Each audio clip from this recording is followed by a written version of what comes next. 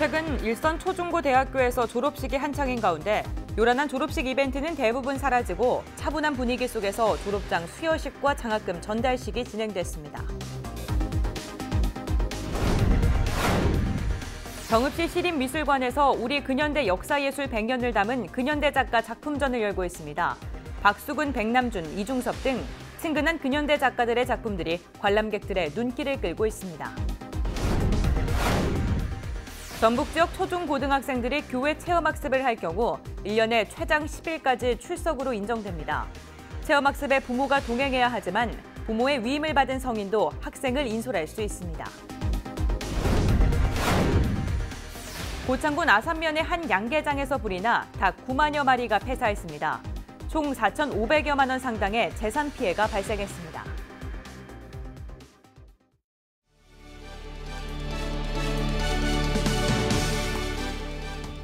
시청자 여러분 안녕하십니까? 헬로티비 뉴스 전북 시작합니다.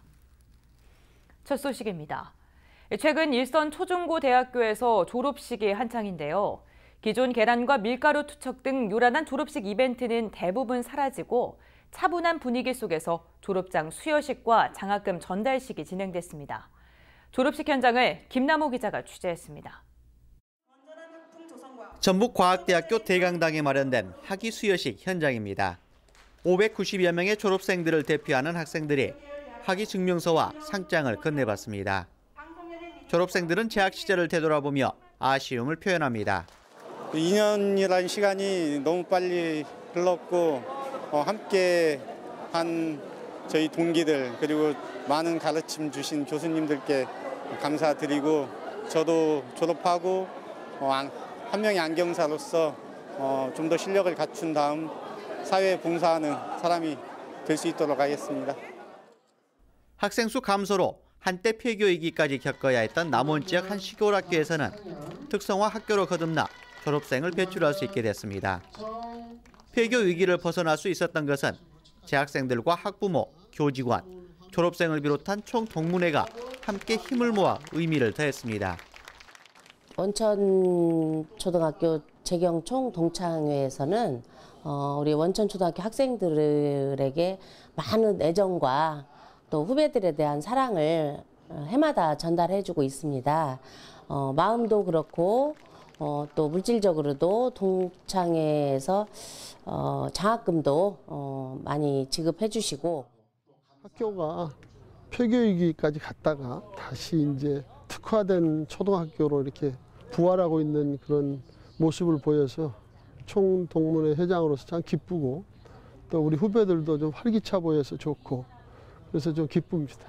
개성을 잘 살려서 우리 후배들이 우리 뭐 촌학교지만 큰 무대에 나가서 멋있게 한번 할 수 있는 그런 후배로서 좀 커졌으면 하는 그런 바람입니다. 만학도인 할아버지의 졸업을 축하하는 손녀와 가족들. 폐교 위기를 극복하기 위해 백리 먼 길을 마다하지 않고 달려오는 졸업 선배들. 졸업생들은 아쉬움을 뒤로하고 새로운 시작을 준비하고 있습니다. 헬로티비 뉴스 김나호입니다. 박수근, 백남준, 이중섭. 이름만 들어도 누군지 알 수 있을 정도로 친근한 근현대 작가들인데요. 정읍시 시립미술관에서 우리 근현대 예술 역사 100년을 담은 근현대 작가 작품전을 열고 있습니다. 이진철 기자가 보도합니다. 서민들의 소박한 생활상을 진솔하게 담아낸 박수근의 소금장수입니다. 설치 미술로 한국을 넘어 세계에서 인정받는 백남준 작가의 피부 옵틱입니다. 교과서에서만 보던 작품들이 정읍 시립미술관을 가득 채웠습니다. 이름만 들어도 누구나 아는 작가의 작품을 감상하는 관람객들은 저마다의 소감을 내놓았습니다. 그림 보는 걸 원래 좀 좋아해서 자주 다녔는데 이제 유명한 화가 작품들도 있고 그래서 이렇게 보니까 마음이 참 평안해지고 좋은 것 같아요. 지금 현재 작품 활동을 하고 있고요. 민화를. 그래서 이렇게 명화를 한다고 했을 때 제가 굉장히 살떨릴 기뻤습니다. 그래서 왔는데 작품이 너무 좋은 것 같아서 저희가 모르는 새로운 기법에 너무 놀랐고요. 이런 작품들이 물론 저희가 살고 있는 강주에서 했으면 참 좋겠는데 뭐 정읍이 잘 멀지는 않습니다만은 오늘 와서 너무너무 좋고 영광스럽습니다. 예. 정읍시 시립미술관은 100년의 기다림 한국 근현대 명화전을 진행하고 있습니다. 정읍시가 정읍 방문의 해를 기념하기 위해 준비한 전시회에는 우리나라 미술사에 큰 획을 그은 한국 근현대 작가들의 명화를 3개의 주제로 나눠 전시관을 구성했습니다. 일제시대 강점기 작품 소로 유명한 이중섭의 작품부터 우리에게 미인도로 알려진 천경자의 작품까지 우리나라 근현대 미술사 100년을 모아놨습니다. 조선이 서양미술을 받아들이기 시작한 1900년대부터 현재까지 100년을 아우르는 전시라고 볼 수 있겠습니다. 이번 전시는 근대 여성화가 나의 속부터 비디오 아티스트 백남준까지 100년을 아우르는 49명의 작가 70여 점의 작품이 전시되어 있습니다. 시립미술관은 단순한 작품 감상만이 아닌 미술 작품을 직접 그려볼 수 있는 체험 공간과 스티커 붙이기 공간 등 다양한 체험 공간을 마련하여 관람객에게 다양한 즐거움을 가져다주고 있습니다. 이번 한국 근현대 명화 전시는 오는 4월 20일까지 진행합니다. 한국 근현대 예술의 100년을 담아낸 정읍 시립미술관. 가족 친구들과 함께 이곳에 오시면 우리나라 예술의 숨결을 느낄 수 있습니다. 헬로티비 뉴스 이진철입니다. 전북 지역 초중고등학생들이 교회 체험 학습을 할 경우 1년에 최장 10일까지 출석으로 인정됩니다. 전북도 교육청은 이 같은 내용의 체험학습 추진 지침을 일선 학교에 전달해 학칙 반영을 요청했다고 밝혔습니다. 지침에는 공휴일과 방학, 재량 휴업일을 제외하고 1년에 최장 10일 이내에 교회 체험학습을 출석으로 인정한다는 내용이 담겼습니다. 원칙적으로 체험학습에 부모가 동행해야 하지만 부모의 위임을 받은 성인도 학생을 인솔할 수 있습니다. 고창군의 한 비닐하우스에서 화재가 발생했습니다. 불은 지난 14일 오후 3시쯤 아산면 성상리의 한 농장에서 일어나 파이프조 비닐하우스 8개 동과 관리소를 태우고 진압됐습니다. 다행히 인명피해는 없었지만 그 안에서 키우던 닭 9만 마리가 타는 등 모두 4,500만 원의 재산 피해를 봤습니다. 경찰 당국은 비닐하우스 안에 있던 환풍기가 과열되면서 화재가 시작된 것으로 보고 자세한 화재 원인을 조사하고 있다고 밝혔습니다. 공직선거법 위반 혐의로 기소된 이항로 진안군수가 법정 구속됐습니다. 전주지법 제1형사부는 15일 명절에 유권자들에게 홍삼 선물을 살포한 혐의로 기소된 이항로 진안군수에게 징역 1년을 선고하고 법정 구속했습니다. 또 공범 4명에게 징역 8개월에서 징역 1년 2개월을 각각 선고했습니다. 재판부는 피고인은 다수의 선거구민에게 기부 행위를 해 선거의 공정성과 투명성을 크게 훼손했다고 지적했습니다. 이 군수는 공범 4명과 함께 지난 2017년 설과 추석을 앞두고 시가 7만 원 상당의 홍삼 제품 수백 개를 선거구민에게 나눠준 혐의로 불구속 기소됐습니다. 재산을 허위 신고한 혐의로 기소된 전북도 의원에게 1심에서 무죄가 선고됐습니다. 전주지법 제1형사부는 6.13 지방선거에 출마하면서 공직선거법 위반 혐의로 기소된 김희재 전북도 의원에게 무죄를 선고했습니다. 재판부는 선거 사무장이 미숙과 착오 등으로 재산을 누락했고 피고인이 검토 과정에서 이를 발견하지 못한 것으로 보인다고 판시했습니다.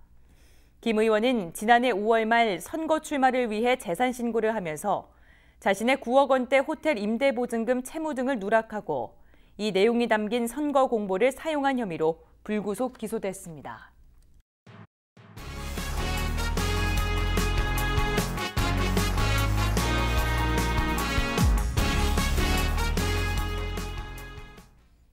남원시 산내면 와운마을 천년송 인근에서 지리산 천년송 당산 상신제가 진행됐습니다.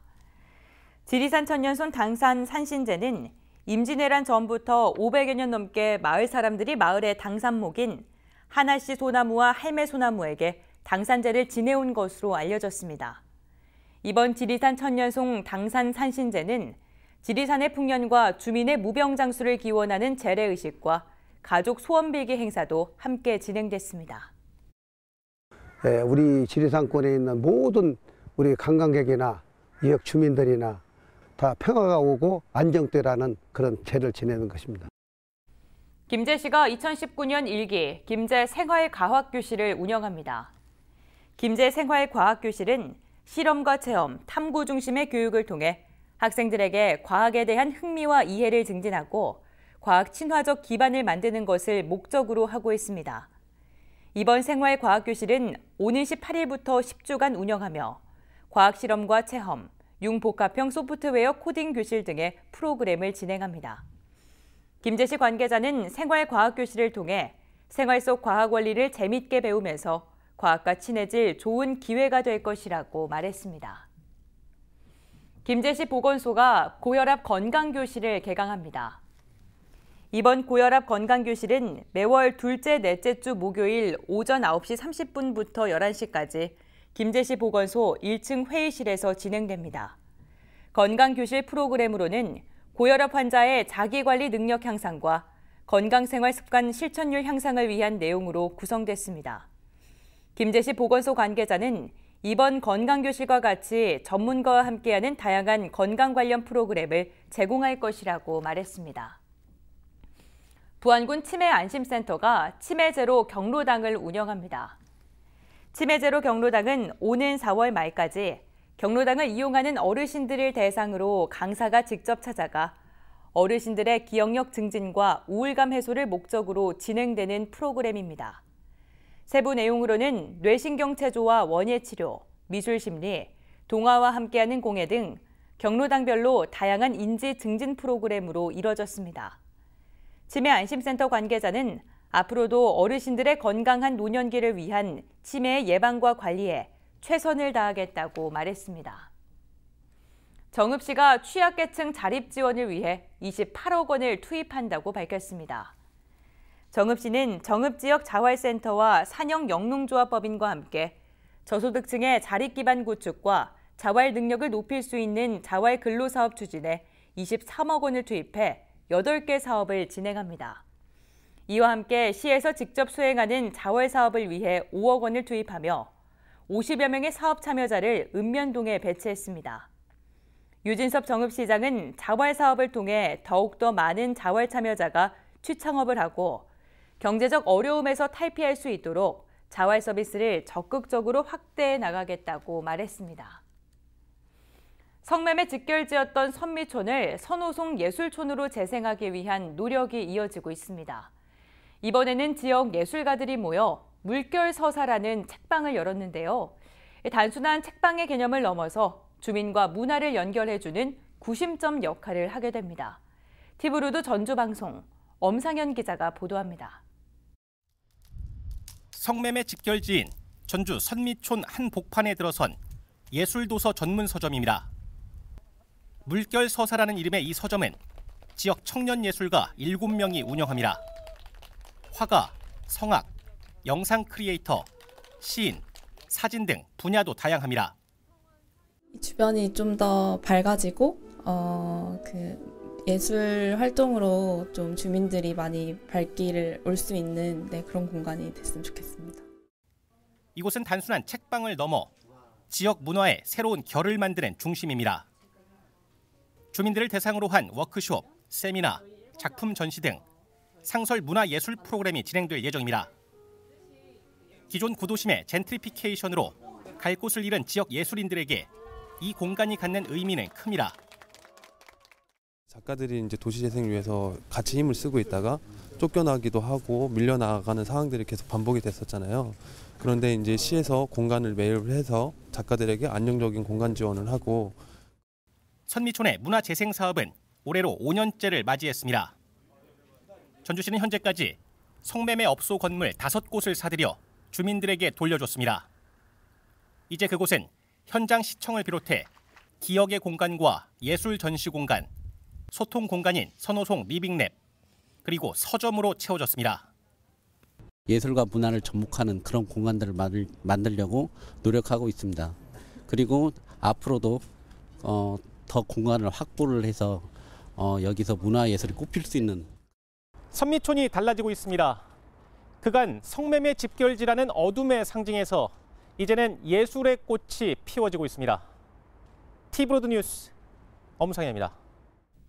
고창군이 2019년 1차 체육회 이사회를 개최했습니다. 이번 이사회는 도민체전 성공 개최 등 스포츠를 통한 지역사회 발전을 목표로 체육회 임원 100여 명이 참석한 가운데 열렸습니다. 회의 내용으로는 올해 사업계획과 세입세출 예산안 등을 심의 의결하는 등 고창군 체육 발전을 위한 내용을 다뤘습니다. 고창군 체육회 관계자는 80여일 남은 도민체전을 성공적으로 치러내기 위해 노력하고 스포츠를 통한 지역 발전을 목표로 최선을 다하겠다고 말했습니다. 전라북도 소방본부가 정월 대보름을 맞이해 특별 경계 근무를 실시합니다. 오는 18일부터 20일까지 전라북도 모든 소방관서가 특별 경계 근무 태세에 돌입합니다. 전북소방본부는 정월 대보름 맞이 지역 행사가 40군데에서 15,000여 명이 참여해 달집 태우기와 지불놀이 등 불을 놓는 행사가 진행될 것으로 예상하고 화재 사고에 대비한다고 밝혔습니다. 전북소방본부 관계자는 정월 대보름 행사가 진행되면 특별히 안전관리에 주의해야 하며 행사를 주관하는 관계자와 참여자 모두 화재 발생에 주의할 것을 당부했습니다. 부안군 상서면이 노인 사회활동 지원 사업 발대식을 진행했습니다. 이번 발대식은 노인 사회활동 지원 사업 참여자 30여 명을 대상으로 이뤄졌습니다. 발대식에서는 노인 사회활동 지원 사업 소개와 안전한 활동을 위한 교육이 진행됐습니다. 상서면 노인 사회활동 지원 사업은 30명의 어르신이 세개조로 편성돼 오는 10월까지 활동합니다. 상서면 관계자는 노인 사회활동 복지 지원 사업을 통해 어르신들에게 건강한 노후 생활과 지역사회 봉사를 통한 성취감 향상에 도움이 되길 기대한다고 말했습니다. 정읍시가 2019년 정읍 단풍미인대학 교육생을 모집합니다. 단풍미인대학은 오는 3월 개강해 11월까지 모두 5개의 교육과정을 개설해 15회에서 20회 전문 교육을 진행합니다. 교육생은 친환경 유기농업과 20명과 약용 자생식물과 30명, 귀농기촌과 30명, 농산물 가공창업과 30명 등 모두 130명을 모집합니다. 정읍시 관계자는 오는 25일까지 정읍 단풍미인대학 교육생을 선착순으로 모집하기 때문에 조기 마감될 수 있다며 접수를 서둘러 달라고 당부했습니다.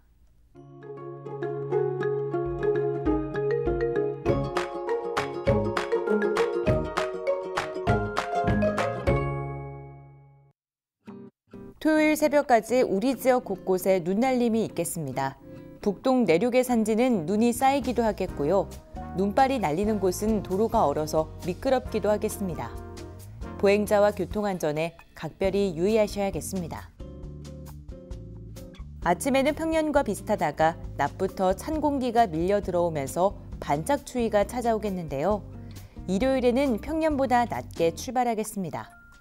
바람이 불어서 체감 온도는 더욱 낮을 것으로 보이니까요. 주말에 나들이 가신다면 옷 두툼하게 입으시는 게 좋겠습니다. 주간 날씨입니다.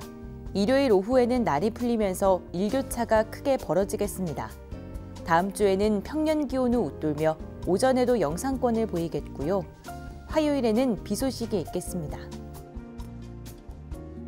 바다 날씨입니다. 새벽부터 서해남부 먼바다에 바람이 강하고 물결이 매우 높게 일겠습니다. 우리 지역 앞바다 최대 2m의 파고가 예상되니까요. 항해나 조업하는 선박은 유의하셔야겠습니다. 전국 날씨입니다. 전국 대체로 맑은 날씨가 예상됩니다. 다만 국외 미세먼지의 영향으로 일시적으로 먼지의 농도가 높겠으니까요. 실시간으로 먼지 상황을 확인해 주셔야겠습니다. 낮 기온 서울 2도, 충북 3도 등이 예상됩니다. 건조한 공기가 유입되면서 대기가 다시 건조해지겠습니다. 호흡기 건강관리에 각별히 신경 써주셔야겠습니다. 날씨 전해드렸습니다.